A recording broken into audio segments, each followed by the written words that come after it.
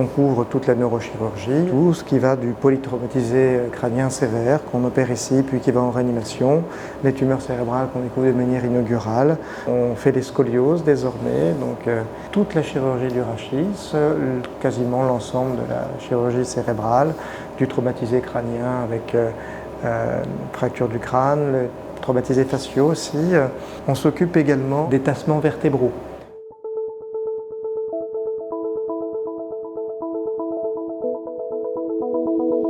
Le neurochirurgien n'est pas un praticien qu'on voit en première intention.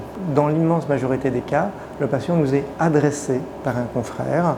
À partir de là, il y a deux cas de figure. Soit les choses sont évidentes et bien cadrées et on peut proposer quelque chose, soit il faut compléter le bilan. Si le patient a une pathologie tumorale, on présente systématiquement ces dossiers en réunion de neuro-oncologie avec nos collègues oncologues, ce qui nous permet de croiser les regards, d'être sûr qu'on prend la bonne décision et de mettre immédiatement le patient dans le cursus oncologique, parce que la chirurgie malheureusement ne guérit pas les cancers, elle fait une partie du traitement et il faudra que le patient par la suite soit pris en charge avec une radiothérapie et une chimiothérapie.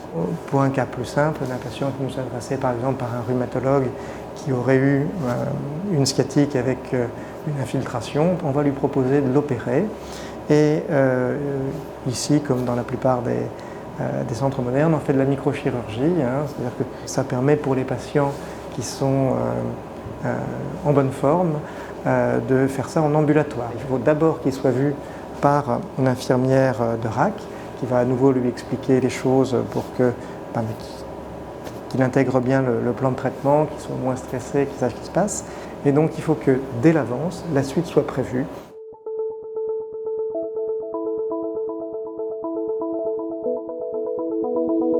La neurochirurgie, contrairement à ce qu'on pourrait croire, c'est quand même une chirurgie qui est quand même à la croisée des chemins.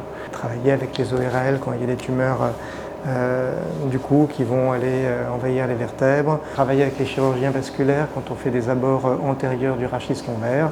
Nous mettre la horte sur le côté, donc ça nous permet d'aller travailler dans la colonne. De temps en temps, on travaille également avec les chirurgiens viscéraux quand il y a des tumeurs du pelvis qui envahissent le sacrum. Eux, ils s'occupent de nous mettre les structures digestives sur le côté et on travaille ensemble pour la reconstruction. Donc, une des forces de la clinique, c'est que on est nombreux. On est nombreux et on couvre à peu près tous les domaines et ça nous permet de collaborer tous ensemble.